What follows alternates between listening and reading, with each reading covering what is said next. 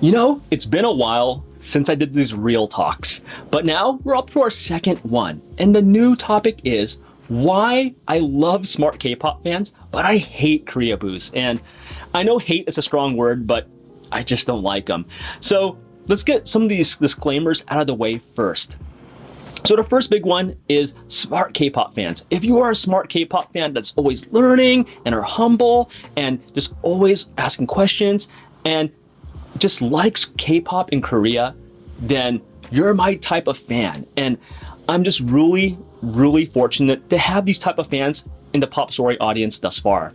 And this video is not for you, or the message isn't, but you're gonna be here for the roasting, and I hope you enjoy the roasting, because for the second part, or the second type of people in this video, which are the Koreaboos, well, yeah, this video is for you, and I just don't like you. So, what is a Koreaboo? A Koreaboo is someone that's passionate in K-pop, K-drama, is very cocky about it, and likes to brag a lot that they know the most, and thinks that they know a lot about Korea and Korean culture. And we're gonna find out that, they overrate their Korean knowledge a lot. So let me talk about my experiences with these Koreaboos. And it happens when I first went to KCON 2017. I flew from Incheon Seoul International Airport to LAX, or in Los Angeles. And I was really excited to attend my first KCON.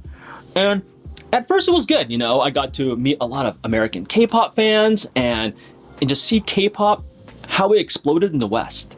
But then on the second day, that's where it got interesting, because when I was talking to, say, I believe 15 or so K-pop fans, we all got like in this group, and a bunch of them were basically just boasting like, yeah, I'm really good at Korean, like the speaking, and I'm really good at Korean knowledge. And I'm like, all right, you know, and I kept hearing this. And after maybe the fifth or sixth person said that, it just triggered me. I just went off. I was like, oh, so you must be fluent in Korean. I just switched to Korean. I didn't warn them. I didn't say where I was from. They knew nothing really about me before then, right? And they're all just shocked. They're like, wait, did you speak Korean, right? And these fans were shook. And I just basically said, are you fluent in Korean to them? Right? Or you must be fluent in Korean, I'm sorry. And then they're like, oh, is that what you said? Oh, you spoke too fast. And I was like, I don't know, because the Korean natives were laughing their asses off. And they're the Korean natives were the ones that were working at KCON. They were working for CJ Entertainment and Mnet.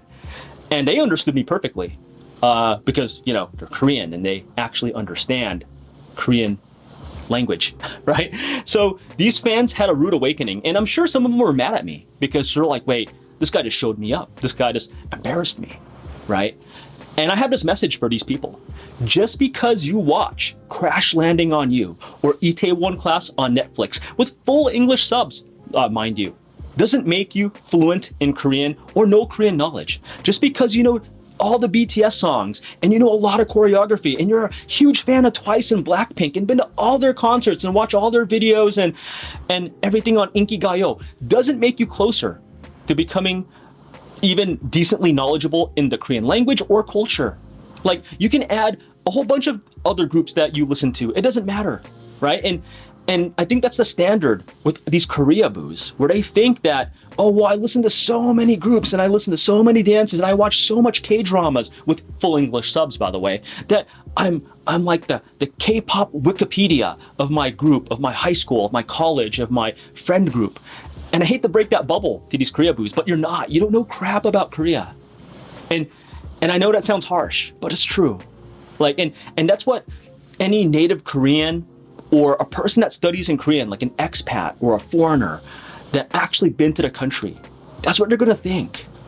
And I just think it's really cringe for these K-pop fans, these Koreaboos, to think this way, because it leaves a bad mark on K-pop. Like the actual smart fans that I mentioned earlier in this video that actually do study their butts off to learn Korean, to actually do try to learn the language and the culture and make connections to between K-pop and its culture, because there's a lot of connections between them. But if you don't know even a fundamental basis of Korean culture, you're not gonna even understand like why they do certain things in K-pop.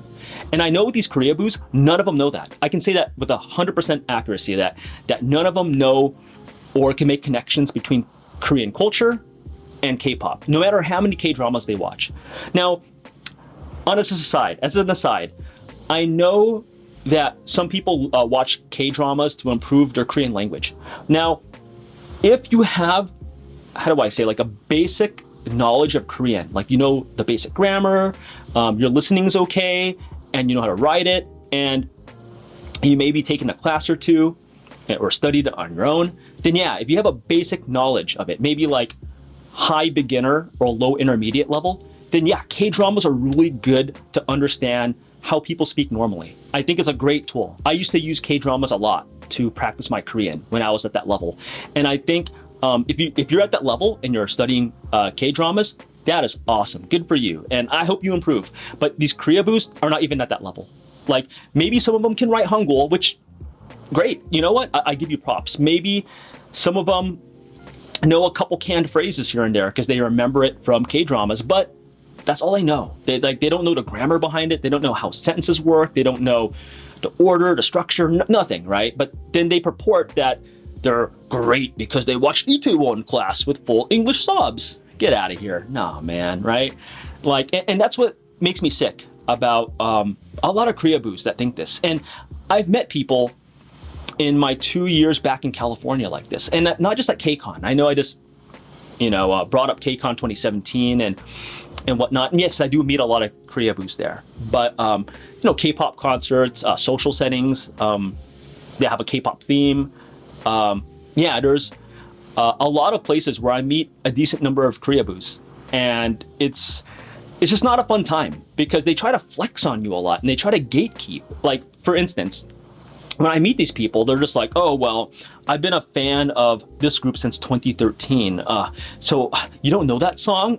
How dare you? Or you don't know that choreography? Oh my God, everyone knows that. They have that air about them, right? Or they gatekeep because they say, well, you're not a true fan unless you buy all their CDs or listen to them since the beginning or blah, blah, blah, blah, right?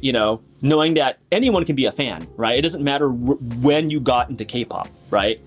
So they try flexing, right? And I just sit there like, cool. And when they do flex on me, it just digs their grave deeper and deeper because then I go, yeah, cool, bro. Cool story, bro. Cool story, sis. Yeah, I've been a fan since the late 90s. By the way, I used to live in Korea and Japan.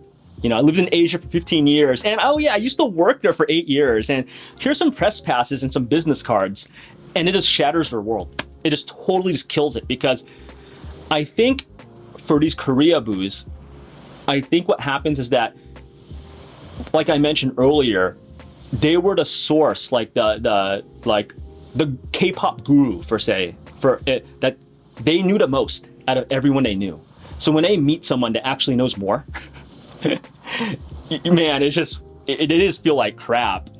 And I felt bad at first for doing that, for over flexing on them, but I feel that sometimes you just have to do that. Like they have to go through these Koreaboos have to go through tough knocks, hard knocks, sorry, because that's what it takes. Like sometimes you need someone to show like, look, what you're doing, not cool, man, right? And to be honest, I'd rather these Koreaboos hear it from me, a random K-pop YouTuber, your surrogate K-pop uncle online, right? Than a Korean native that's gonna that might just get offended, right? Or a scholar in Korea, or someone that's actually lived in Korea before. That's like, dude, you don't know crap, right? And they'll say like choice words. They'll say something even meaner, probably. I'd rather you hear it from me that's a lot nicer than being told up by someone else later on. So for these Koreaboos, you might be asking, okay, well, I understand now. I'm really cringe. I'm sorry, right? Look, I know I had some tough love earlier, but I'll say this. You're not a bad person for liking K-pop, for liking K-dramas. Heck, we all like K-dramas. We all like K-pop. That's why we're here. That's why I made a channel called Pop Story, right? But the way you're doing it is really cringe. So I say this. There's 2 steps just to not becoming a Koreaboo. Just be humble and keep on learning. And I guess, well, no, there's 3 steps. There's another one. So be humble, keep on learning, and be open to new ideas. Be open to admitting you're wrong. And that's it. Like, I'm wrong all the time about Korean, right? And it's great because, hey, I get to learn more. And, you know, my Pop Story audience, they let me know too. But since they're such intellectuals, so smart, they say it in like the nicest ways. I don't know. So, yeah, I mean, I don't know. I just don't really like, I really don't like Koreaboos. So if you are one of these people and it hit you here and you're just like, oh, was I doing all those cringe things? Good. That's, you know, that's a really good step because you realize that that's not the way to go. Like you actually became self-aware, and that's a really good step. I think that's awesome. But if you're still like, oh, who's this guy? This guy doesn't know anything just because he lived in Korea for 8 years and actually worked in the industry and blah, blah, blah. He doesn't know crap. I still know more than him, you know, because blah, blah, blah, blah, because I watch, I don't know, what's another popular drama? Because I don't know. I watch Mr. Sunshine or something. It's, then I guess, good for you. Be happy in your ignorance, in your continued ignorance. Yeah.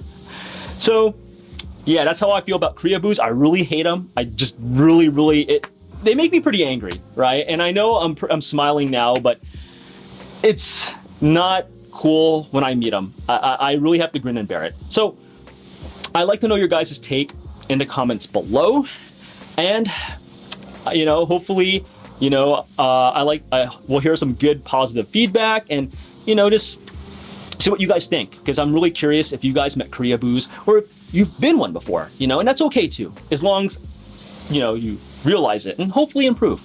So I'll see you guys in the next video. Take it easy, guys.